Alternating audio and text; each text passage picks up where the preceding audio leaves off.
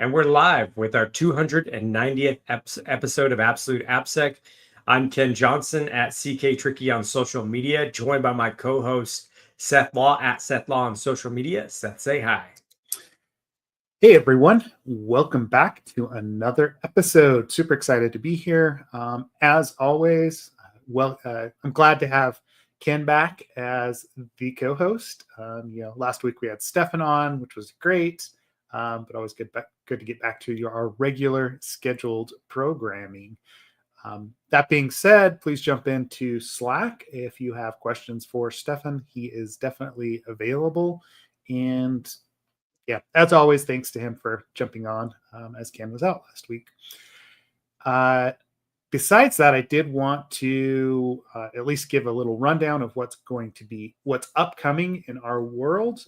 First of all is the virtual training on July 17th and 18th. We still have a couple of slots available for our virtual practical secure code review training. This is the AI enhanced version where we will be utilizing LLMs to break down code bases. And Ken and I were talking pre-show about the different analysis that it gives us and how quickly it speeds up information gathering tasks. Honestly, it's just saving so much time up front when we have code reviews that I can't imagine doing them now and going back to spending hours and hours to dig out certain nuggets of information, which is what we will teach you how to use LLMs for, or what the approach is there. So virtual practical secure code review, July 17th and 18th. Go to training.absoluteappsec.com for more information or to sign up. Would love to have you. Those of you that have taken the course, please share out that there is this opportunity available, as that's something that we would love other people to get involved with. This is a core application security task, and it's only going to get more crucial as AI slop or vibe coding becomes more and more prevalent. Besides that, our Harnessing LLMs for AppSec course at DEF CON is happening. There are more than enough students, so that course is going to, Ken and I will be teaching this. This is the 2 days after DEF CON. Training.defcon.org if you are interested.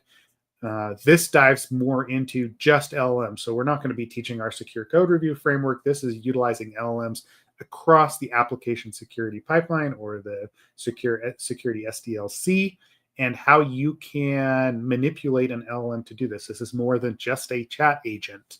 Right? We don't just use Chat GPT to. No, this is 2 years of my life and Seth's life put into a course form. So it's quite a bit of lessons learned, things you won't, if you don't actually do this day in and day out, you won't know these things. So it is very, very, very, very helpful. I know that, and it's going to be enlightening, I think, for those that take it. Yep. And I mean, we taught this course 6 months ago or so. We did a virtual version of it.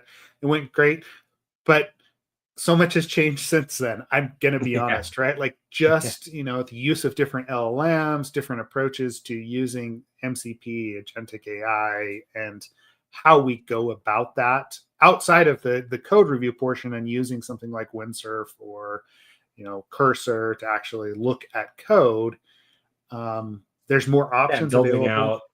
out call graphs, building out embeddings, building out all of the information that you need to give the LLM proper access in many different forms to code to perform relevant analysis. There's a lot to learn, and it's even from that 6 months ago, it's far different. It's just, I mean, I would say in 6 days, you and I can both agree that things change so drastically. So you can only imagine 6 months. Yep, exactly. So I'm excited to dig back into this one, right? To share this hard-earned knowledge over the last few months of what we've implemented, what we've learned. Get people started on this LLM journey if they haven't gotten to that point. And that is the whole point of that course, is to introduce you to ways to utilize it operationally. It's very easy to use a chat agent, obviously. The broader world has discovered that, but focusing in and actually operationalizing the use of those LLMs can be a challenge. And it is a challenge, right? Yeah. The amount of times that I've I've texted Ken even in the last 2 weeks about just wanting to throw the whole thing out the window. Yeah, it happens. So lessons learned. Come to DEF CON and learn about that. And speaking of DEF CON, yes. Yeah, there you go. You speak to it. Yeah, no. Yeah.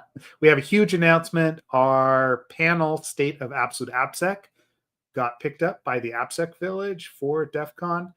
This will feature me and Ken, as well as Tanya Chenka and Jason Haddix. So we're going to have an in-depth discussion on what the current state of AppSec is, especially with AI. There's a reason that I wanted both Tanya and Jason on the panel, as they are deep in different places, actually analyzing and utilizing AI, how it's, Tanya's over at SemGrep. Jason's doing great things at Arcanum, I think is how you say it. And we'll have a lot to say, right? Like, I mean, I'm anticipating some spicy takes, right? And definitely some nihilism, as everyone's been in the industry for a little while. But that'll be a good one. We will post more about that as soon as we have a time. And obviously, it'll be in the AppSec Village for DEF CON. So if you're going to be there, mark your calendars. We are going to be doing some sort of a meetup at DEF CON as well. If you're going to be in Vegas, something will be informal. There may be a more formal sponsored one from, I think, Redpoint, Dry Run, and a couple other partners. So watch this space, I guess, is all I can say there. We are in planning stages as far as that goes. There will definitely be informal meetups and drinks at a bar at some point as well. So looking forward to it. I'm not looking forward to the heat in Vegas, but I am looking forward to the people. Yeah. And I think we did say that for sure Thursday night. Sounds like most people are that Thursday night at DEF CON, Black Hat will at least have some sort of time that we get together. So yeah. No, it's good. It's always this time of year gets a little exciting, right? This is good to see our friends and catch up. And it's a little stressful. I'm gonna have to vibe code some hacker tracker changes as well. So yeah, that's always fun. I mean, is a lot of the work? Because I would imagine the two things I can think of are like updating, for maps and schedule and just all the information that has to be uploaded, but also the any like SDK updates or anything for basically what you that's mainly what happens on top of. Yeah, that's mainly what we're looking at. There's not a huge rewrite this year. There was like last year and the year before, we did a lot of improvements and updated to, and as far as iOS goes, like targeting what iOS 16 or 17, a lot with the Swift UI stuff, and that went well. There's going to be some tweaks that we're planning out and changes, especially for ordering. We've been getting involved with the merch, right? Like, and doing like a order screen that you build your shopping cart in the application that can scan the QR code so they can pick it quicker. So there's going to be some changes there to hopefully help that overall process. Otherwise it's mostly like the schedule updates and map updates. Actually, we've got that fairly automated at this point. So it's not as manually tricky as it was, 5 years ago. Huge shout out to Drew, right? A null value. If anybody knows Drew, he's awesome. He took over data wrangling for me. So he takes more of that stress nowadays than I do. But but if you are going to DEF CON, use Hacker Tracker. Right? It's going to make your life a lot easier. You get nervous the more functionality you add to that? Yeah, I mean, it's more things that can break, right? Like, it's not just like a schedule that you can favorite things on anymore. And then when stuff doesn't work, it's frustrating. And I know it's frustrating for attendees when stuff crashes. And Yeah. Well, I was thinking from the security perspective, the more you add feature wise, the more people can break or try to break potentially, so. Yeah. I mean, it still is. We've kept it anonymous, right? Like I don't make people sign in. We don't take any data. I mean, at most, what people could pull out of that is what your shopping cart would be and maybe what your favorites are, right? Granted, there's some tracking that would go along with that, right? Like actually tracking of hackers if you were able to follow someone's schedule. But just because somebody favored an event doesn't mean they actually go to it. So, I think I misunderstood because so are you saying when you get a shopping cart, are you saying like you just add items to a shopping cart, it generates a QR code with those items, you get scanned, then you do the payments and all that? Okay. Because I was thinking it was like the full end to end. I'm like, man, that would make me nervous to add shopping stuff to Hacker Tracker, given the nature of the people using it. No, it's basically just a pick list, right? Like you create a shopping cart and then you go up and the guys that take payment and pick the order, scan your shopping cart and go pick that up, right? I mean, we're working take the user supplied input, and then no, I'm joking. Threat modeling out. Do, but there is validation on the object itself that's in the queue. Yeah, there is at least a little bit silly. Of thought. Exactly. Yeah, we're gonna need a socket. Yep.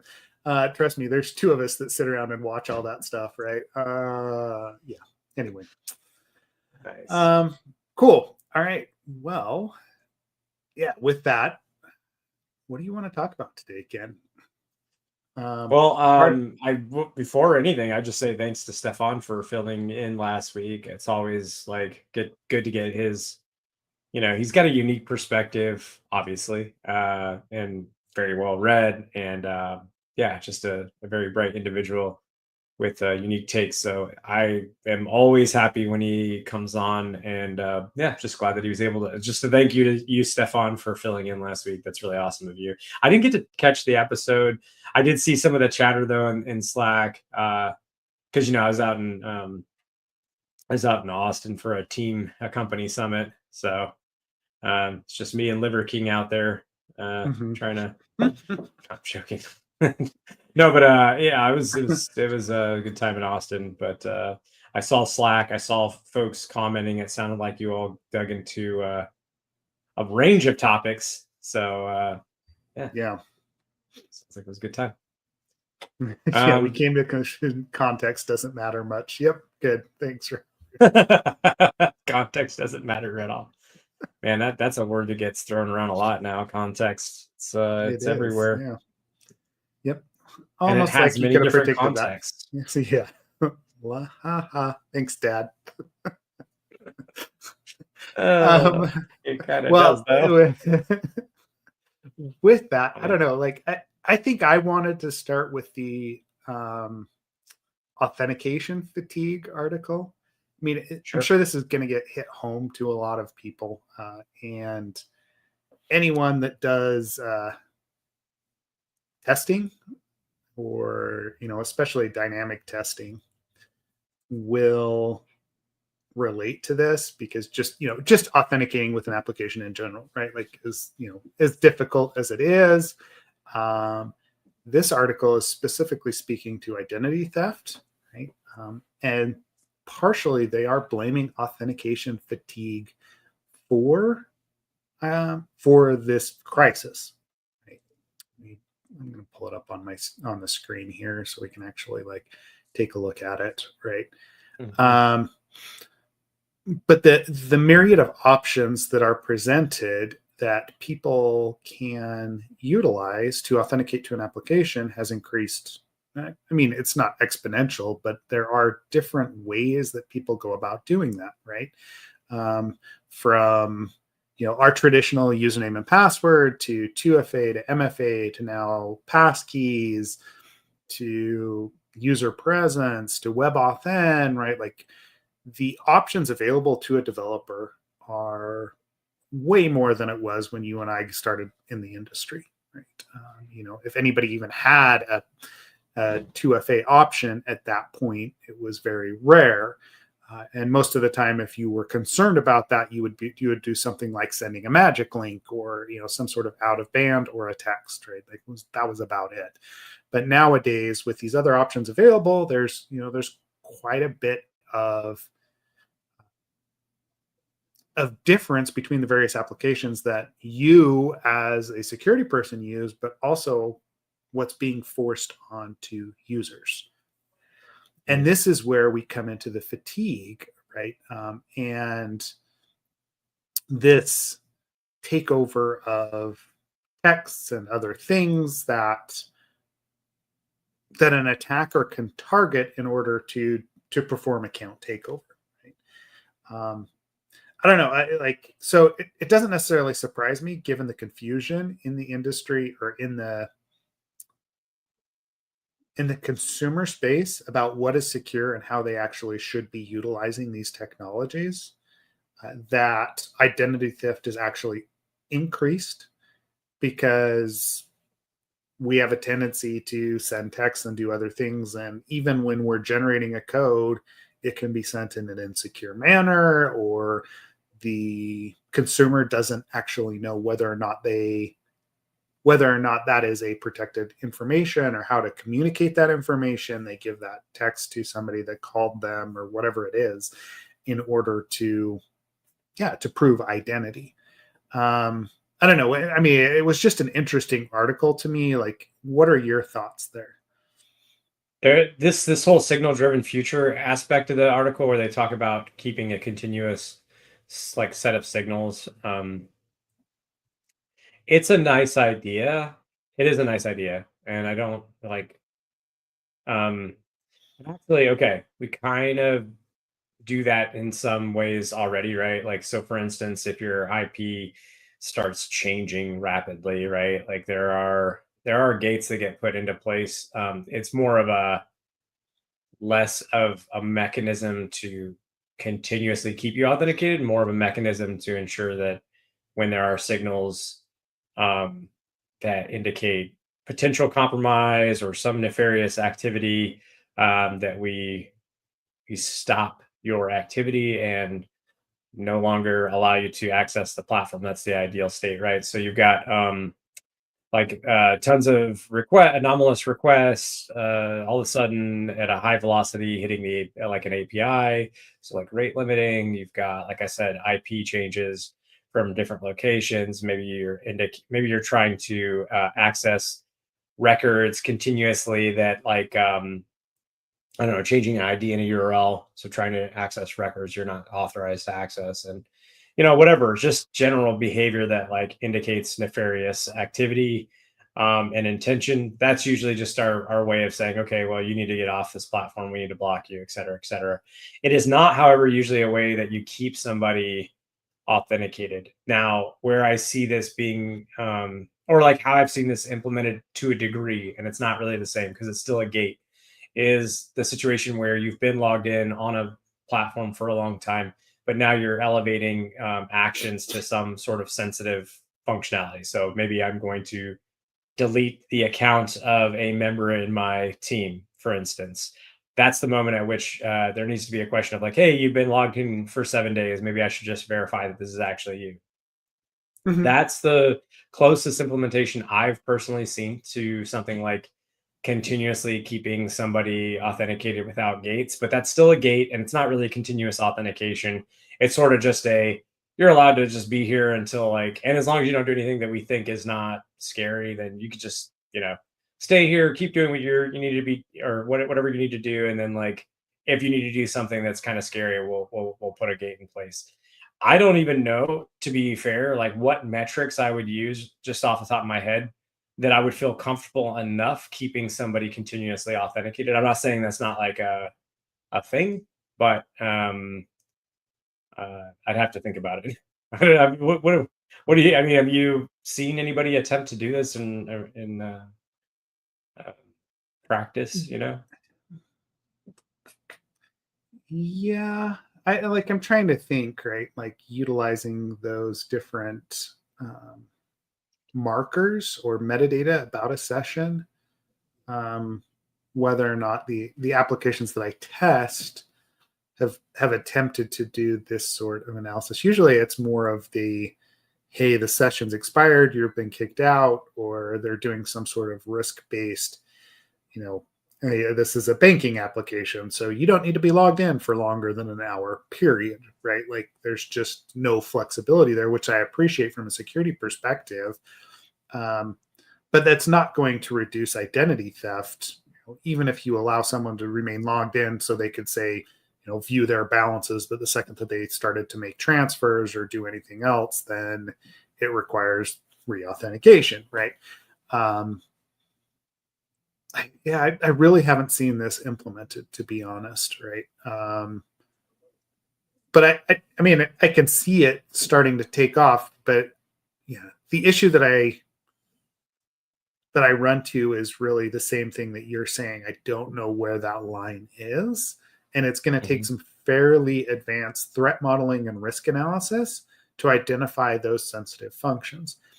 I often see companies implement more authentication protocols than is probably necessary for the application that they've written, right? Like everyone inflates the risk and well, I shouldn't say everyone. I see a lot of companies inflate the risk that they think is coming at their platform, right?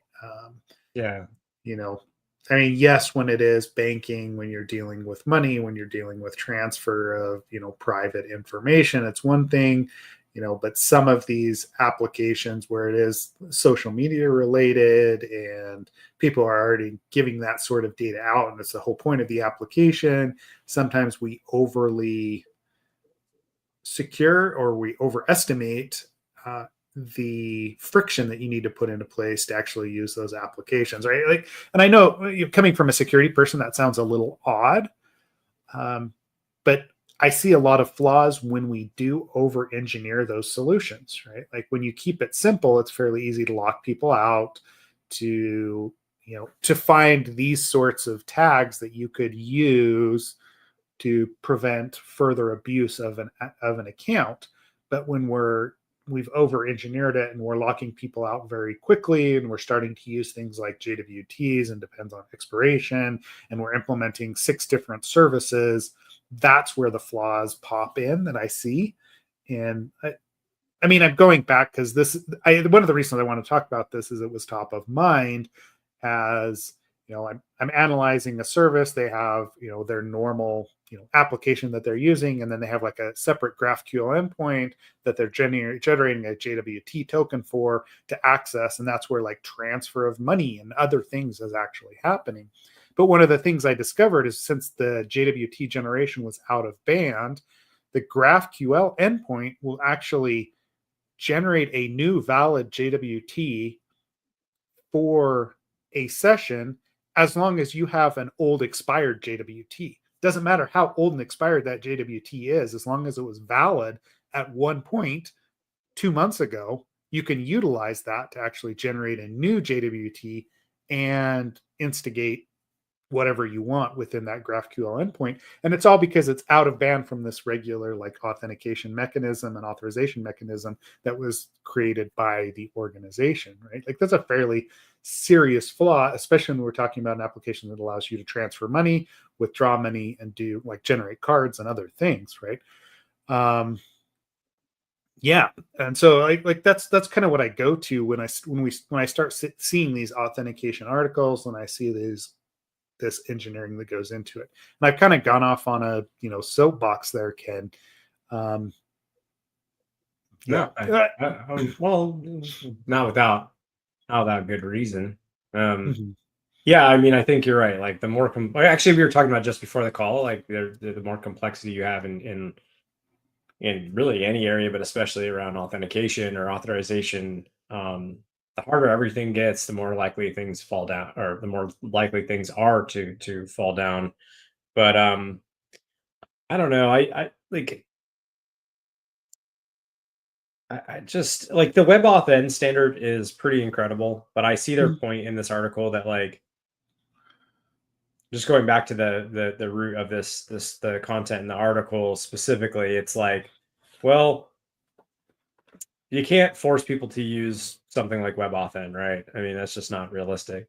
you also can't, as they correctly pointed out, break a site. And because, like, to your point, it's not just security issues, right? It's like functional issues that crop up too.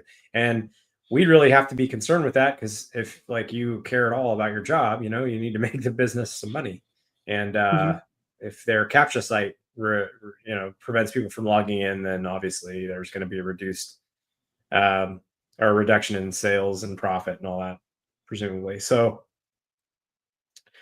I really don't know how to dovetail this one, other than to say, like, I've just, this conversation comes up quite a bit, or every so often anyways. It's like, we should get away with pat or get Do away with there's passwords. variations, right? Like, Yeah. get rid of passwords, get rid of 2FA, because that's dangerous. Go with only MFA, or only use WebAuthn, or this, that, or the other. And the reality is, we have a lot of different standards and a lot of different ways you can implement those standards. So whenever you have a lot of options, there's going to be a lot of different ways that people do things. So I don't know. I guess my point is, like, it's a good conversation. I totally get it. I don't think it's going to. I think the only way to move the needle is really, honestly, to just create a standard, be the sort of the shining example of that, of implementing that standard. And Yeah. that's typically the way I see it actually work. Yeah. Yeah, I mean, there's services out there. I mean, you've got Auth0, you got Okta, you got other like services Yeah. that will like handle things.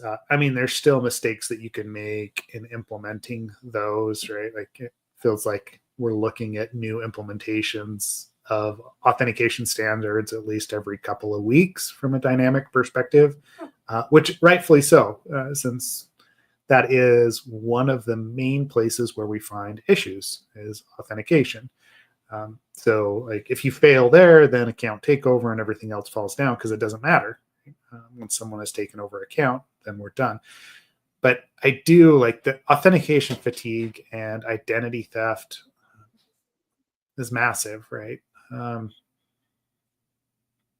Yeah, I like the you mentioned services too that do this stuff for you, that offload, like Authn, Auth0, auditing, things like that, like security functionality. And, like, I've always wondered, because I've been curious enough to look at the marketing material, but not, like, ever really dug in too deep. And my main concern there would be not, like, I'm sure there, yeah, that's all you do. I'm sure it's great from a security perspective, but, like, as an application owner, I am always afraid of adding anything that is like a dependency on somebody else's service and could block my application from doing what it needs to do. And I don't know how people reconcile that, or if it's like, maybe they have an option to host your own server with your own, like, so that way their uptime isn't like your uptime. You're not tied to mhm. them. But I'm curious, anybody who has experience with that, if you want to pop into general, um, on Slack and or on these YouTube comments, and tell us about your experience, because I am always, because I sit next to these companies at booths sometimes, right? I'll go to conferences and have a booth, and I'll sit there and I'll just sort of kind of hear their pitch, and I'm always like, yeah, that all sounds great, and I love the idea of, like, hey, maybe don't roll your own off in or whatever it is, right? That's great. I get that, but again, like, going down to it, like, as a CTO, I'm also scared about depending on another service to do anything. Yeah. Yeah. It's mm, from a review perspective, right? Like if I put on my consulting hat, um, most organizations, especially small organizations that I deal with, do the crocs and socks of security poorly, right? Let's be honest. And so the use of those third parties is warranted and actually recommended in a lot of these cases. Now, until you can get people on staff that can implement your audit infrastructure properly and secure it, yeah, use of one of the, a Datadog or whatever else is probably a better solution, because it's going to get you up to speed quickly, or Splunk or whatever that is. And you will actually be able to see security signals in your logs, right? But on the flip side of that, you've got to engineer it properly, right? Like I'm hoping that you have some engineers on staff that can realize that when Datadog goes down, heaven forbid, or Splunk or whatever it is, whatever resource that you're using, that you have some sort of intermittent solution that can still capture that information and then actually push it up when the service comes back up. But again, that's going to come down to a maturity, an organizational maturity that doesn't always exist when you're trying to build a startup, right? Like I know that the code that me and my couple of guys can actually write, that's one of the last things that we're going to be concerned about, because we're looking at functionality over, or features over, security functionality. And so yeah, like it's a difficult prospect, but if I look in from a historical perspective, something like Okta, something like Auth0, the amount of times that they go down, like the criticality of that, yeah, it's pretty huge. But there are people over there that have engineered those solutions in order to prevent that from happening. And if they go down, there's probably a wider problem than just my little application, or one of those little applications. And yes, it'll have an effect.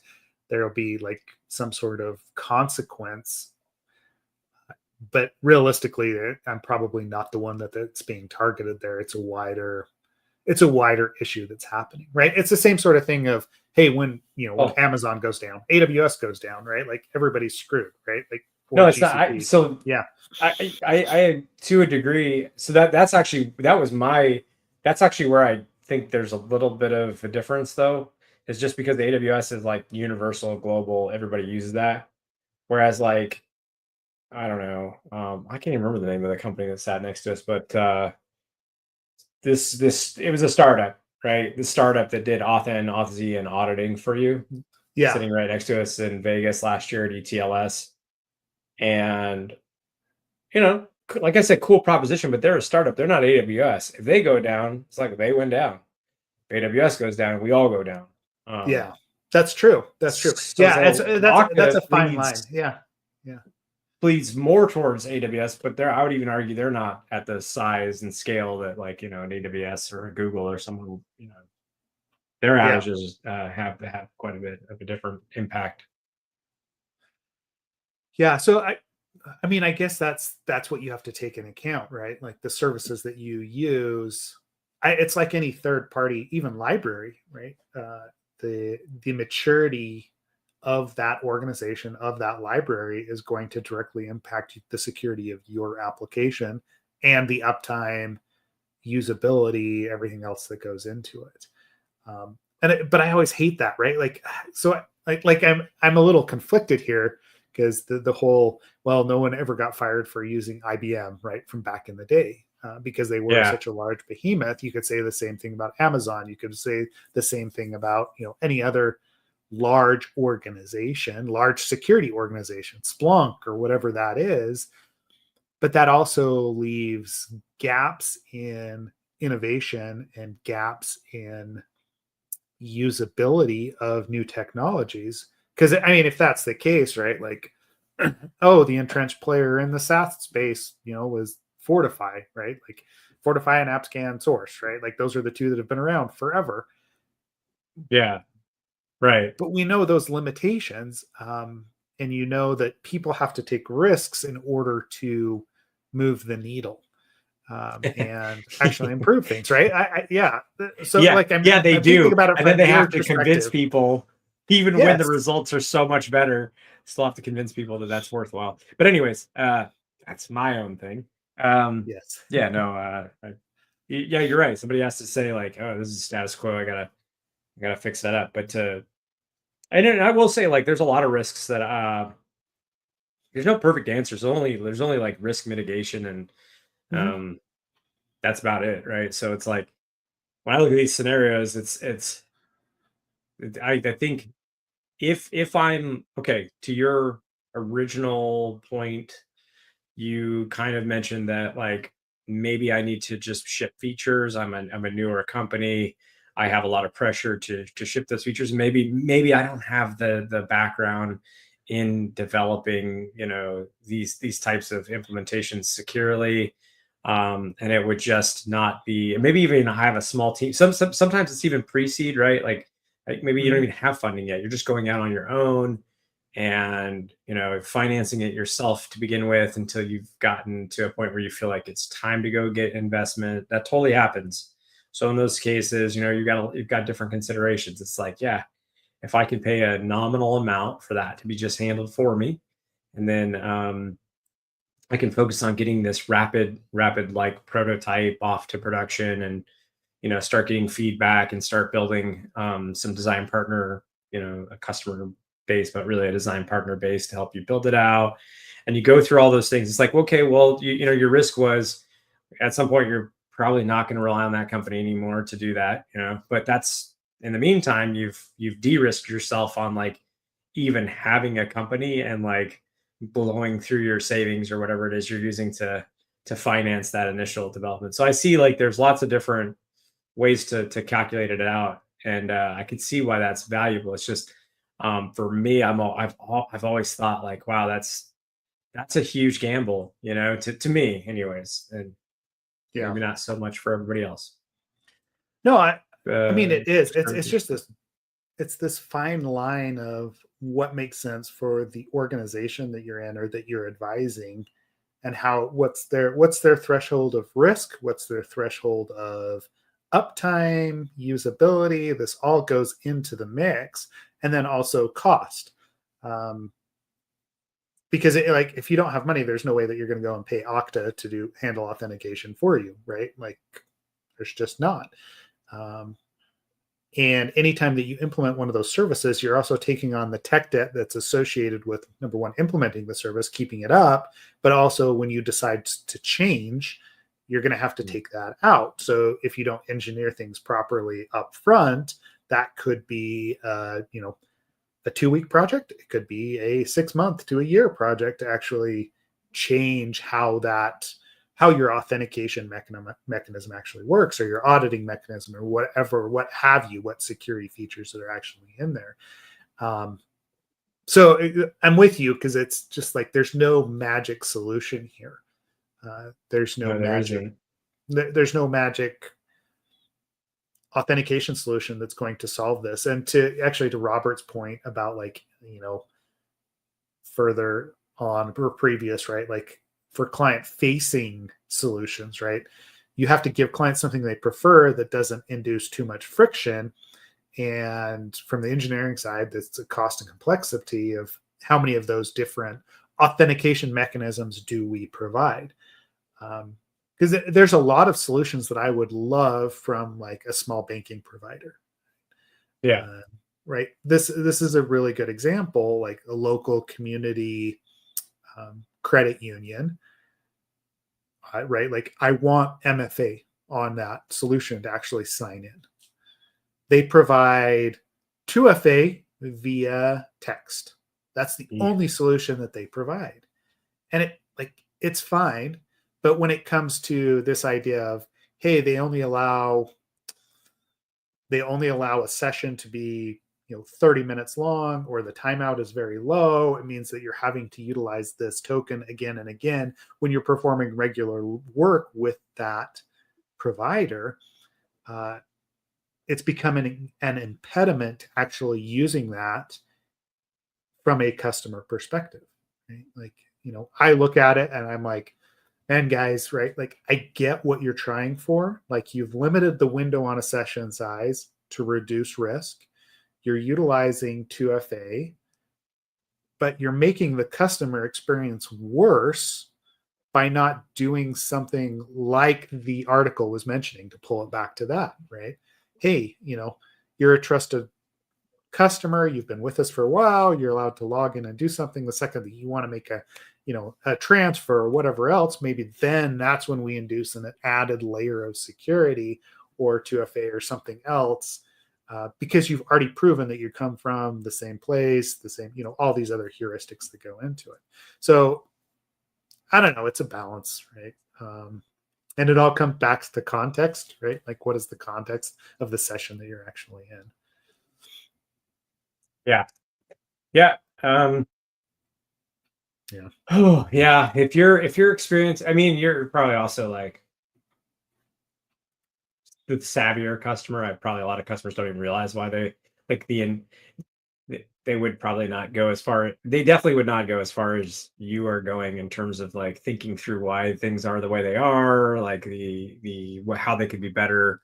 Um, yeah, I definitely know they're not as savvy as you. So, but I mean that experience being awful is it's just such a common thing, man. It's just such a common thing. That's all I can really Well, and say. Um, that's a thing. Like that's what I go back to is I'm like, okay, if I'm testing your application, like as a security tester, I expect friction, period. Right. Um, when I try to do various authentication attacks, I should be kicked out. Right. Like there are yeah. certain gates that I should trigger as a tester.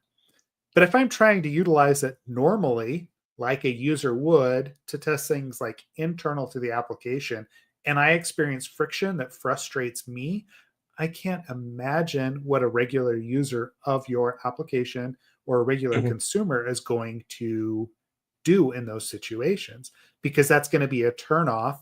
And like, it's not intended, but I become a usability tester for your application when I'm doing that. So if you've tuned, another example that Justin and I like to complain about is we have one customer that has turned up the level on their captcha so high that every time we log into the application or as a consumer, right, like, or as a customer, I'm having to solve like 3 to 4 different captcha puzzles just to log into the application. And this is in addition to, after you solve the captcha, you get like an out of band MFA token generated and sent to your email, right, on top of the captcha that is there. And whether or not the application warrants that level of security, I can guarantee you that it doesn't. But whether or not it does is an argument that we have with the developers over and over. And then every time that we test the application, it's just like pulling my hair out, because there's only so many times that I can identify a bicycle or a crosswalk or whatever else it is. And they're paying me to do this. Like, there is So a frustrating. direct monetary cost to their implementation of captcha in this environment, right? And yeah, so I like, Yeah, that is true. I forgot about all the like, since it's just for a moment, since it's been so long since I've been a consultant, I mhm. actually kind of forgot about how a lot of the things that we recommend that people put in place when we come back to actually do testing end up biting us in the ass and making it really hard to actually do testing. Yeah, kind of. Well, especially from a dynamic, it's different, obviously, statically, totally different, but dynamic wise, yeah, it's there can be some real weird uh yeah, I'm trying to think of all the like it's kind of hard to remember exact specifics, but like um I do remember, especially when you're dealing with multiple accounts, there being like weird kind of protections that would be in there that would kind of screw up your testing, and you couldn't automate things, especially if you're talking about what you're talking about, where it's like an out of band MF, or well, it's out of bound always, but it's almost like uh, you're out of band solving captcha to get a token to then. So wait, hold on. Is the captcha solving that's required to then get a token for MFA? Is that what you're saying? Yeah, yeah. Jesus. So Yeah. it's like this, Oh man. it's this weird Uh, loop, right? And it all has to do with, like, how reCAPTCHA has like these different levels of, you know basically verification, right? Like, I think it's like a verification like rating or something that it gives it, right? Like, oh, there's like the lowest level, and then based on the level that you put in there is how tricky they make some of the reCAPTCHA puzzles that you have to solve, right? So the likelihood that you are a bot decreases the trickier that those puzzles are. And while I understand the security like implications of that, the usability of it just went right out the window. And and so that's the discussion that you have to have, and that's the discussion that we're always fighting. Again, though, to bring it back to authentication fatigue, I can understand why a consumer would, number one, not use an application. They'd use something that was easier or less secure because the friction just isn't there. Or, right, like as an attacker, you could potentially generate thousands of, if the solution isn't that secure, you could generate thousands of SMS tokens that are sent to a specific customer, and they just keep generating until the customer goes and turns off 2FA. Right? Yeah. Because they're frustrated with the experience. It's just like security, that fine line of security is just so difficult. It is so difficult. I mean, that's kind of what, like, so with our product, like our dashboard, you have to log in through either GitHub or GitLab. And that was the original thing where we're like, well, let's let them do authentication. There are, it turns out, other downsides to that over the long term as you try to move into more specialized permissions for people. And maybe there's other some stuff I can't even talk about, but they're in the sense of just, I don't want to security, but I'll say there are you offload that to somebody today, and I'm telling you, there's not great ramifications for extending that functionality of whatever it is that you do later. So it's just it's all trade-offs. It's all trade-offs. It's really what it feels like. It's just whether it's security development, whatever it is, it's just all trade-offs in these decisions. And unfortunately, the people that are going to feel the results of those trade-offs are the end user who did not make those decisions. So hopefully we can get better in this area. I don't know what to say. Hopefully this gets. How do we put a bow on it? I put a bow on it. Just create a standard, be the shining example of that standard. And then do we really need another standard? Come on. Do we really need another standard? Apparently we do, actually. Apparently we cool.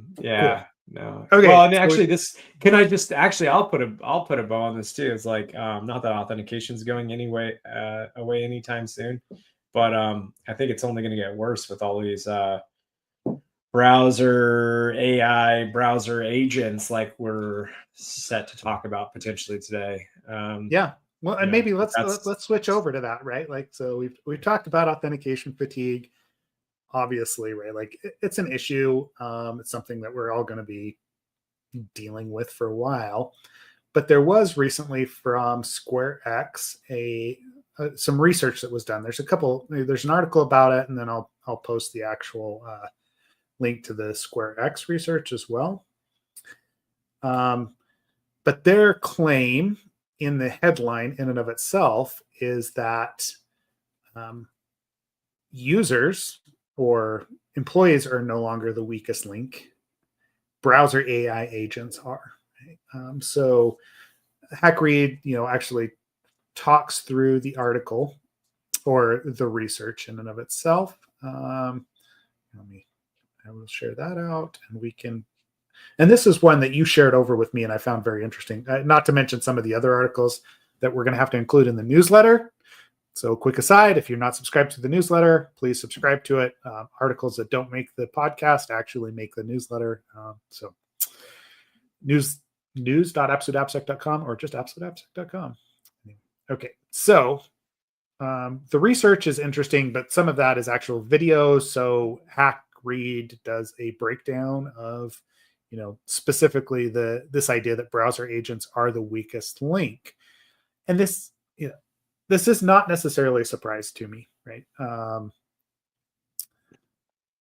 We've danced around this as kind of a natural follow-on to prompt injection, to be honest. That we've created these browser agents, these browser AI agents, to actually go out and do things for us.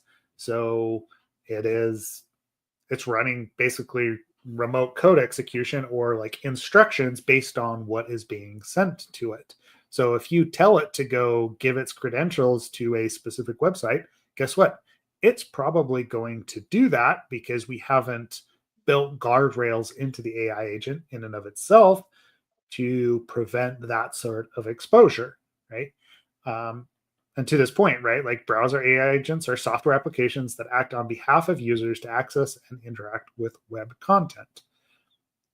The key security issue that we're having here and that SquareX is calling out is that they act on behalf of users. So they have some sort of user context, user credentials, user information that they are utilizing when they interact with web content.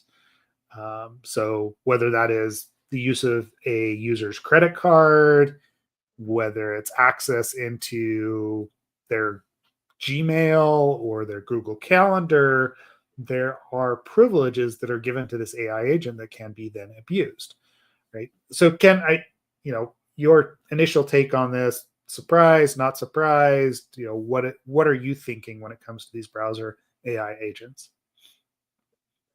Well, they mention in the article like that if I'm remembering correctly, they say that in that article, human beings are trained on security risks of browsing the web and what have you, and whereas AI browser agents aren't, and so that's one of the reasons they're less secure. I don't agree with that at all. I don't think, like, frankly, phishing training and things like that have, I think, you all in the audience can like speak to this, and tell us on Slack, YouTube, whatever, email, social media. You can tell us we're wrong here, but I don't think, or at least I think rather that it's kind of fallen out of favor to rely on training to like prevent phishing and things like that. It's like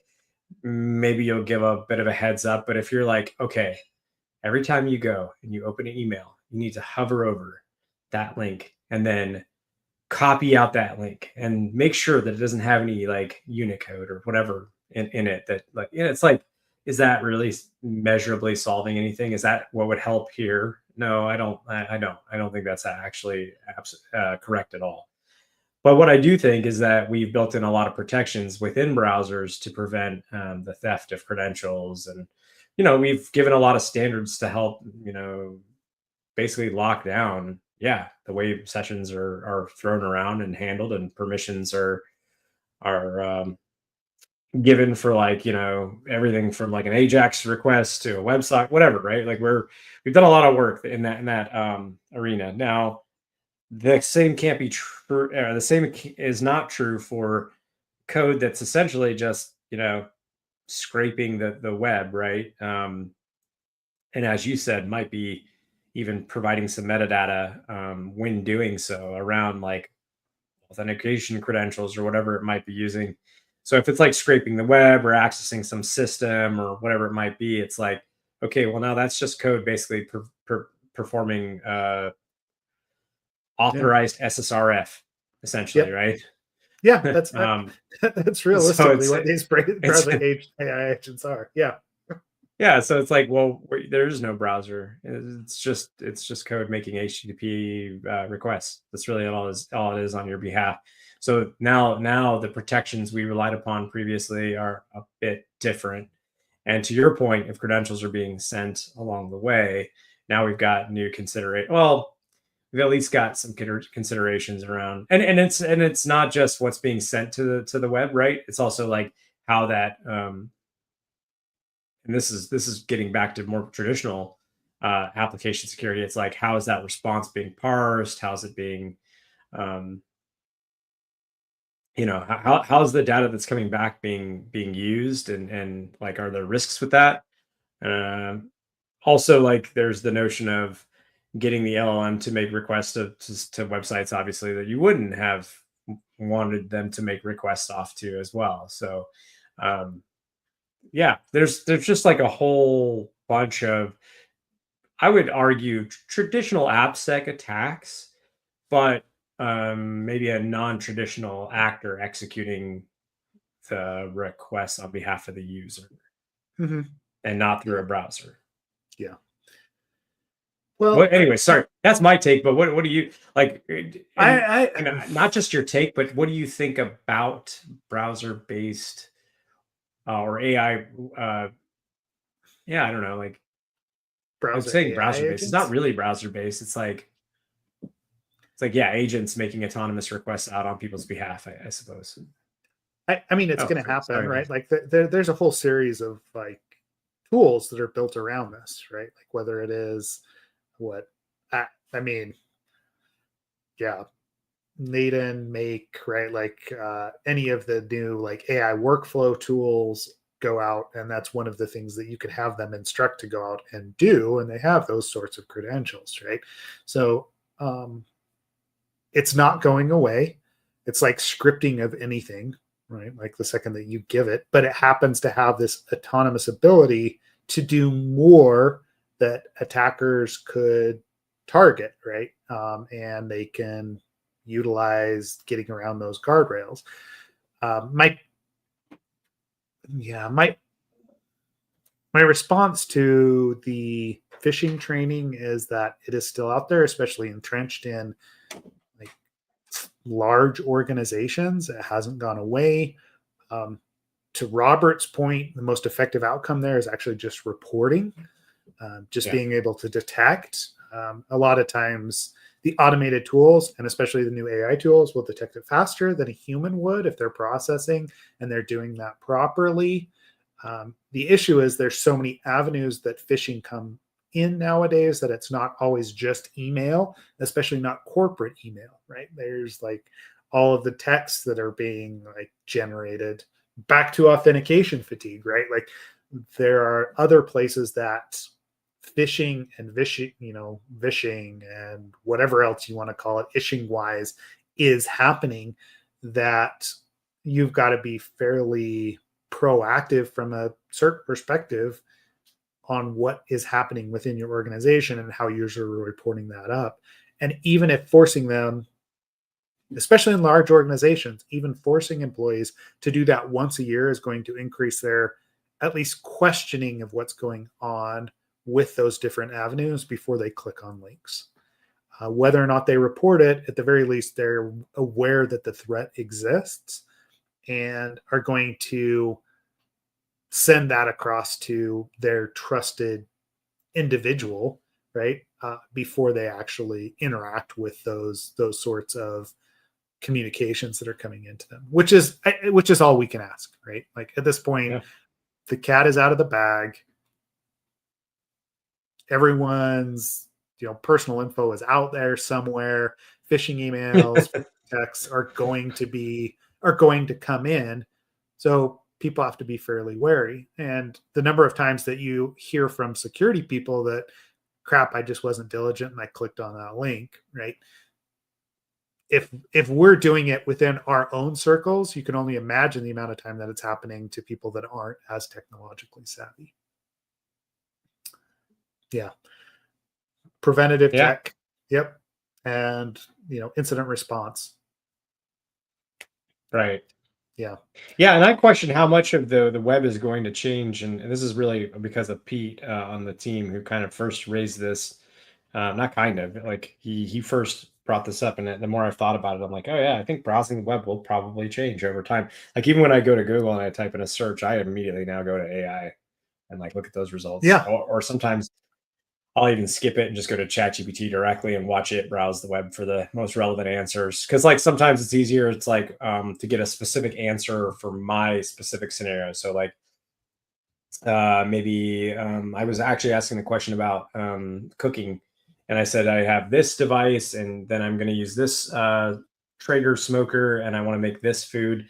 What's the best recipe for that, right? And that just it aggregates from all these different sites to make the final decision. So browsing the web gets a bit easier for me because I don't have to do that research and go to those different sites that piece those thoughts together. I can go to one place and just ask a question and have it do all that, and in seconds get an answer for me. It's like a very, very huge, easy button. So I think like even my relationship to the web is changing. Like I'm using Claude Desktop more now too for searches than I am for the web. So like that's me, and I know that's my life, and I'm fully entrenched in that world. So I may be a bit unique in that, but if other people start to follow that same trend, I suspect web browsing is going to get a bit different. It's going to look a little different, in the near future. Yeah, it is. But like to this article specifically, right? Like, we're getting into phishing and like web browsing in general and how we interact with it. That those AI agents are being used to generate those sorts of results for you and I via the different, AI mechanisms somewhere under the hood, right? Granted, a lot of that has, already been vectorized and the math has been applied to it to create those LLMs to give those results. It's the updates and it's the custom AI agents that are going to have the sort of problem that SquareX is calling out here, right?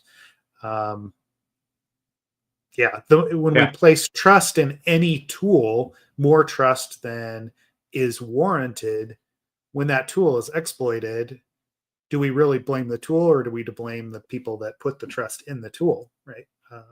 Because those creds are going to get exposed. Somebody's going to take that AI agent configuration and upload it to GitHub and find an exploit or find a bypass, and all of a sudden they have your creds to OpenAI or whatever else it is, right? That's going to happen. So you've got to be aware of that. And just like with phishing, having some sort of detection mechanism, incident response process in place when that actually happens, so that you don't get exposed, that you can actually generate new creds. I mean, it's just trying to be vigilant. It's not going away. It's not going away. I think the web and the relationship we have with web is changing. But you're right that there's still it's still on us as practitioners to figure out where things are headed and get ahead of that and put some technical controls into place. But yeah, no, I don't know.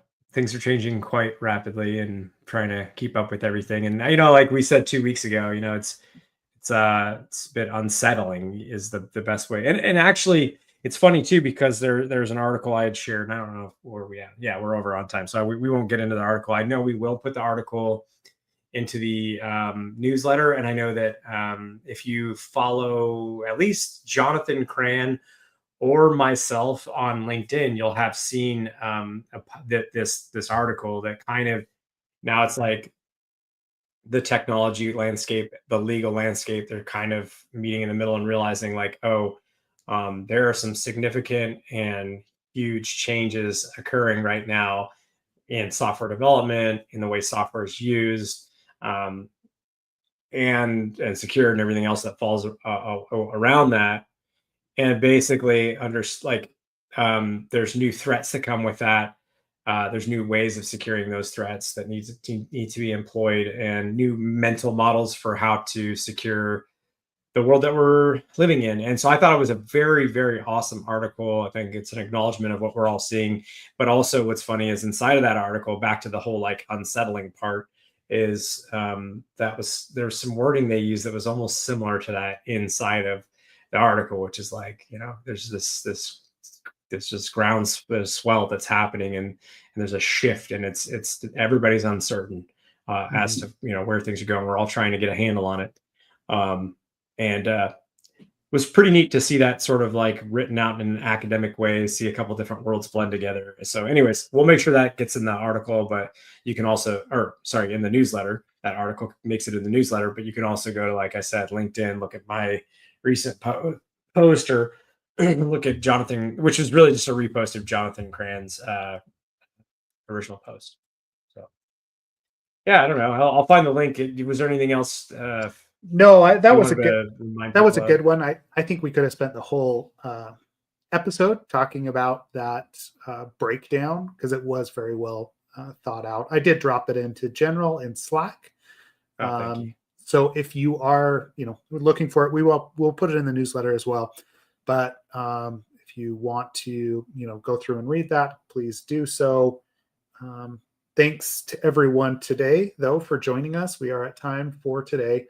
Thanks to, especially Robert, all the comments and interactions. We'll continue the conversation in Slack. Join us there if you would like to ask further questions or clarify on anything we've talked about today. Otherwise, sign up for training, the virtual training in a few weeks, or for DEF CON training, and come to our happy hour or our panel at DEF CON if you're going to be there. And thanks to all. And otherwise we'll see you all next week. Anything else, Ken?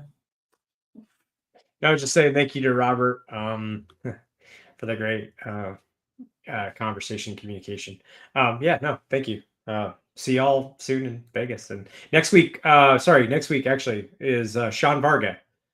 Oh, that's Sean right. Varga. Yep. So Sean, I first met Sean at Secure Code Warrior. He was my sales rep, but probably a lot of listeners on this podcast are somehow connected or know Sean. So this will be a really fun one to get sort of the sales engineering kind of side of things. It's going to be an interesting one from like the AppSec world. So anyway, Sean's got an interesting background. So stay tuned for next week. But just get closer to seeing you all in person.